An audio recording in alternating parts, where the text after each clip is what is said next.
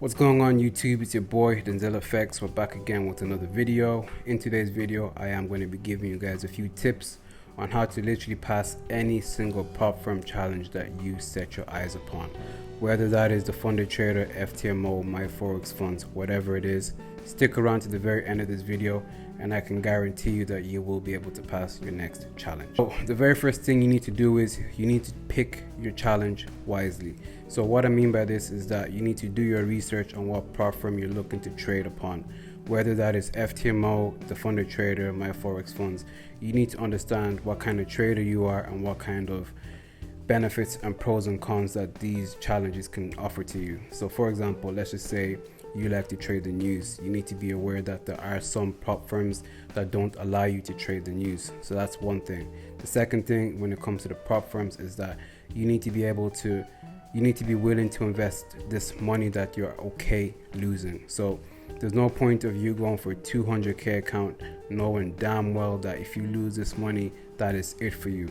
It's better for you to go for a 5k account or a 10k account because that literally only costs $44 to $100. So if you lose that, it doesn't hurt as much as losing the 1k plus on a 200k account, which you couldn't afford to lose.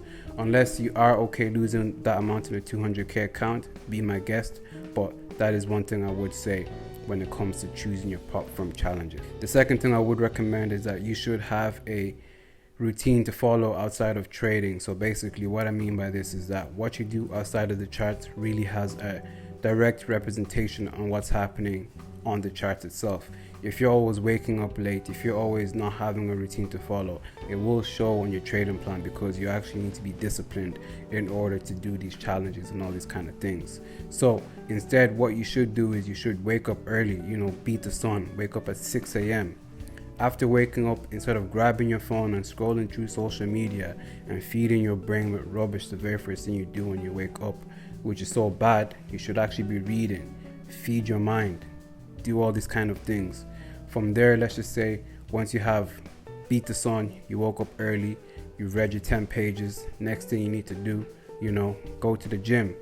After you go to the gym, go for a walk, do all these kind of things of having a routine outside of trading, so that now when you're taking care of yourself, taking care of your body, taking care of your mind, when you're doing this on the charts, you can see it has a direct correlation, direct representation. If you take care of yourself outside of all these kind of things inside of the charts, you will definitely be able to see the improvements of your trade.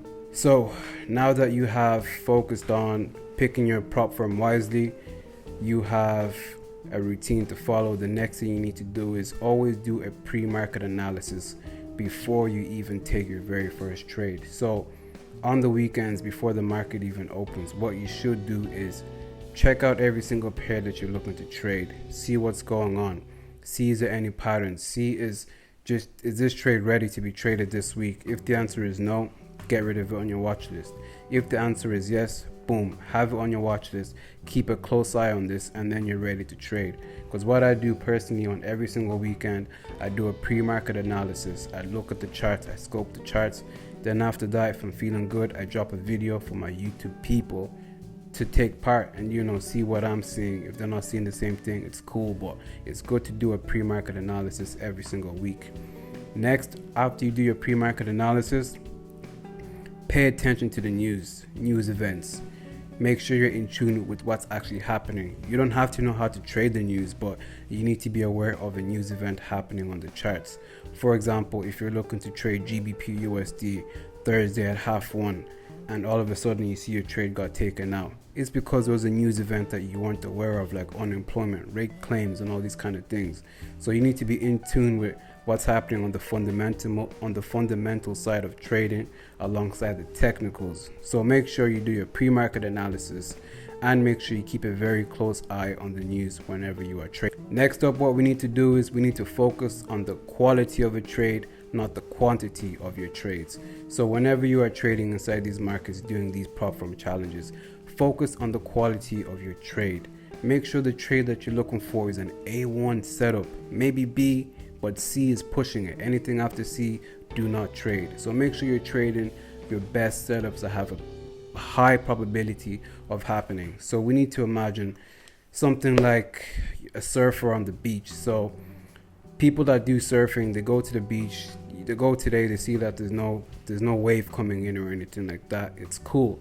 They'll wait for the next day to come. So on the next day, they see that boom, the beach is here, the water is there, the tide is ready. They're gonna ride the wave. So once they're riding the wave, that's the equivalent of us traders riding the wave of the quality setups. That's, you know, higher highs, higher lows, higher highs, higher lows. Then when the trend is finished, obviously get rid of your trades and all these kind of things. That's what I basically mean by focus on the quality instead of the quantity of your trades. Be patient like a surfer. Wait for your setup to come, and once your setup is there, literally ride the wave. Take those higher lows, take the lower lows, take the trades while the trend is still trending. Okay, so that's another. Next thing you need to do is you need to have a trading plan you're going to follow and you're going to stick to. So basically what I mean by this is that you need to know what days you're going to trade. Some people don't trade on Mondays, some people don't trade on Fridays. So you need to know, okay, on Tuesdays is the day I lose the most, so I'm not going to trade on Tuesdays. This is part of your trading plan. This is why you need to follow your trading plan. Secondly is that you need to know what sessions you're going to be trading or what times that you will be trading. So basically, if I'm trading London session, that's literally from around 8 a.m. to 1 p.m.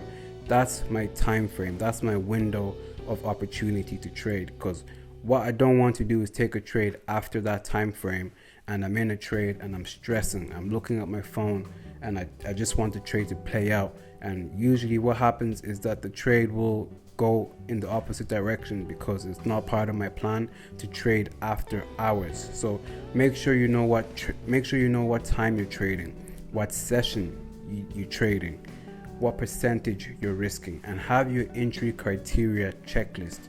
You know, the confluence, make sure everything adds up before you actually enter that trade. Another thing you need to do is stop playing defense whenever you're doing these challenges. Yes, you need to be patient and wait for your trading opportunities to come, but once that trend is coming and you see the higher highs, the higher lows, the higher highs, the higher lows, stop playing defense and just having one entry here and just letting it ride out. If you see the wave is still pushing in your direction, start playing offense instead of playing defense, because this is chess, not checkers. What we're trying to do is we're trying to pass this challenge. We're not trying to hold back and, you know, pass the challenge in 80 days. We're trying to pass it in a nice amount of time that makes sense. So start playing it cool. Play the cool game, you know. Make sure that if you see the opportunity, you're going to take it. Don't hesitate, because usually what happens after that is on the weekend when the market's closed and you're doing your back testing, you realize, rah, I could have entered 4 positions on this wave towards the upside, but instead I didn't because I was too busy playing defense, you know. And finally, the last thing I would recommend to anybody that wants to pass any of these challenges is that you need to document every single trade that you're taking. Whether that's a win or a loss, it doesn't matter what it is. Make sure you're documenting all these trades, because the reason we're documenting all these trades is so you know what works best for you. A lot of people don't actually realize that they could be better at buying than selling, or selling than buying, or they could be better at spotting certain patterns inside the market. So this is why we document all trades inside the market. So for example, let's just say I am super good at finding those sniper entries whenever I see a bear flag. I have the evidence to back that up because I documented every single trade. Whereas when it comes to when the market is ranging and choppy, I could be losing a whole lot more because I have the data to back it up. So that way, once I see that the market is choppy, I'm not going to be entering any single trade. I'll just wait it out, wait for the breakout, retest, and boom, I get the entry and I'm in. And while we're on the topic of documenting all your trades, another thing you need to be doing is back testing. So like I just said previously in regard to documenting all your trades, back testing is what's going to give you that edge inside the market. So once you see your pattern, you see your strategy, you're back testing that strategy. When the market opens in the new upcoming week, it'll give you that confidence to be entering those trades, to be taking those shots. Because obviously, you know, you miss 100% of the shots you don't take. But if you do your back testing, you will know that, okay, boom, I see this opportunity, I'm going to take that shot. Whether you miss or whether you score, it doesn't matter. It's because you have done your back testing. And another thing we need to understand is that although you can have the same setup, you're not expected to have the same outcome. This is why a lot of people don't seem to understand when it comes to trading. Okay, yes, there is a bear flag, but that doesn't mean price is going to continue to go towards the downside. So you need to be able to be, okay with accepting that not every same setup is going to have the same outcome. So that's just something for you guys to take note of whenever you're doing these challenges and all these kind of things. So there is a link in the description for the challenge that we are currently doing, the 5k to 300k challenge. Feel free to click on the link, join the Telegram group, because we do drop some gems every single day. There are some setups that play out like this, so make sure you're in that Telegram group. There are beautiful gems that we drop every single time. And obviously, if you like this video, leave a nice little comment, fire emoji or something like that to let me know that you are rocking with the videos.